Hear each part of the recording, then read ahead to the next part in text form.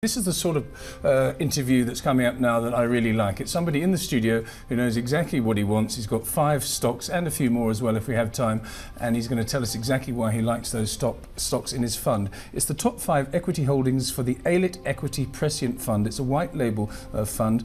The gentleman's name is Walter Aylett and the company's name is Aylett & Co Fund Managers. Walter, thanks very much for coming in. Pleasure. All the small caps you've gone for: Anglo American PLC, Bidvest, First Rand, Nedbank and SAB Miller. I think your top 5. You're not being exactly very adventurous, are you? No, but there are other opportunities that are starting to come through in the fund, which these small caps are starting to pop up. They're more like value type situations. We tend to be sellers of the larger caps. Yeah, the small caps have done very well. If you look at the overseas markets, they've actually outperformed the large caps. But I think Bronwyn and the team up in Johannesburg, which is incidentally Gary Boyson from Vunani and David Shapiro from Sasfin, I think they would actually agree with you that these ones are good, solid, long-term investments. Which, the small caps? No, the ones caps that you've picked. Yes, no, they've done really well for us, but we've made a lot of money out of them, and it's getting to a point where the risk is getting a lot higher. That makes us very uncomfortable. There's a lot of smaller caps in it that are being neglected by the market, and we find that area of the market much more interesting. So Walter, I loved your commentary, which you said sometimes we've got to look at what you haven't invested in, and that was actually a great call. You mentioned the gold companies, that you haven't invested in those stocks for 7 years, and you haven't invested in African Bank. Both good plays. Yes.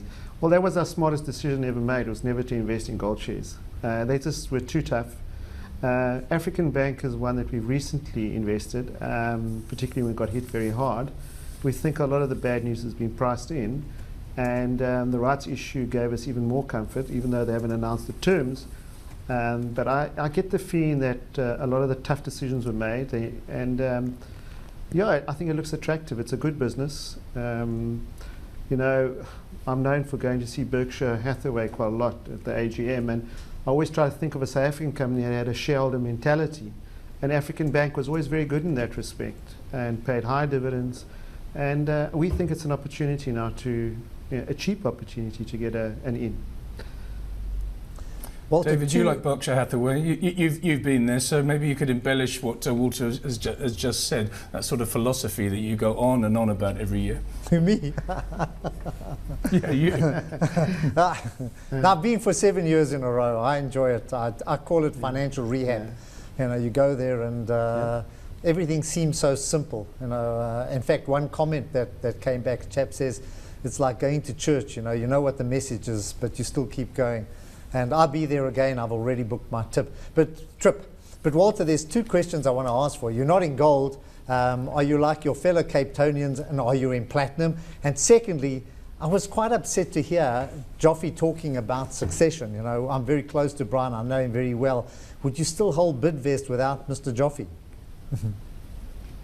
Yeah, I think on the second question, I mean, Bidvest is a portfolio of very good businesses which Mr. Joffy bought quite cheaply. And so I think for us it's more who's going to allocate capital into the future, not so much who's going to run Bidvest. And I don't think he's going to disappear. He doesn't strike me as a person who just simply ups and gets out. But it'll be interesting to see who he picks. On the first part of your question, the platinums are quite interesting because the question that we keep on asking is, could they go the way of gold companies? The only difference being that we have a use for industrial metals like platinum, whereas gold is more a store value type argument. So we tend to look at things as businesses, and we're not too sure how great a business platinum will be. I suspect what will happen in the future, that the rand will give plus the platinum price should go up. That's if they're disciplined in their supply. In other words, they don't just simply produce for the sake of producing and coming to shareholders every 3-4 years with rights issues. Hi, yeah, Gary here. I see that in your top 5 holdings you've got Standard Bank and First Rand, so that seems quite bank heavy. I mean, First Rand, yeah, there's no question it's our preferred bank, but I mean, Standard Bank we've placed it 3rd out of the big 4. Just interested to see what appeals to you from Standard Bank. Well, we've been holders of banks for about 3 to 4 years in quite a big way, right across, with the exception of Absa, Barclays and African Bank, Capitec. And we've made very good money out of them with probably with Standard Bank being the worst performer out of the ones that we've held. But if you bought them at the right time when there was a lot of pessimism around Standard Bank, you've kept in line with the market. And if you think of what they've been doing, where they've been getting rid of their bad investment decisions and focusing on their core business, I think Standard Bank might surprise over the next 3 to 5 years. For us, banks are more a relative call than an absolute call. The Nedbank came out with a quarterly trading update today, and it seemed to not delight the market, but certainly the market bought it to the extent of a 2% rally today. And there's a lot of jockeying in position between the four banks as to who in the retail market goes for them, and they've all got little quirky catchphrases and everything else. Is it to do with that? Is it to do with which bank actually grabs the retail customer, or is that mature enough now to say no? It's which bank does the best overseas? No, I think each bank has got a certain core competency, and certain strengths. If you think of FirstRand and Westbank, if you think of, say, Investec with its asset management business, I think you've got to really look at each bank specifically on its own. I don't think one can just make a blanket view and say we want to be in banks that go offshore. It doesn't work like that. I think what excites us is that Nedbank is the smallest of the four, and hence maybe got the most opportunity to take market share. So it's the most nimble, perhaps. Yes, and they've gone through a lot of tough times in the past 10 years, if you think of previous CEO that was in charge there. Yeah. Walter, are there any other areas that you're avoiding on this market, that you're shying away from? Oh, there's no doubt. We're avoiding a lot of the industrial stocks.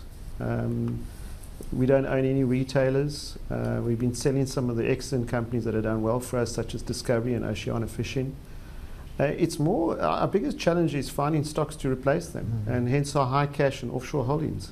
So I think if you look at our other flexible funds, we have very, very little South African exposure.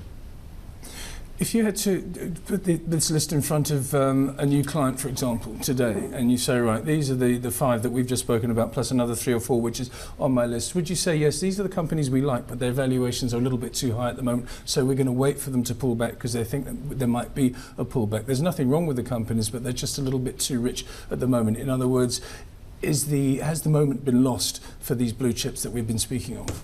They've run hard, so we would tell them to wait. I think the only shares that we comfortable on are 5 to 10 year view commodities. And the commodities being what? I mean, there's commodities and there's commodities. Well, there's iron ore and oil. Well, we like oil through Sasol.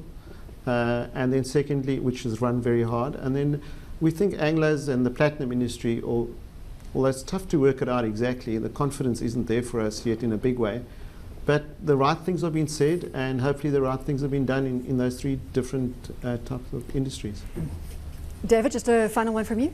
Walter, here's one for you. You're in Anglos. Strata come onto the market. Would you take a Strata? No, I think I'll stick with the Anglos. I think we're going to have to I love leave the it there. pessimism around Anglos. Walter, thanks so much for joining us. That's an interesting one.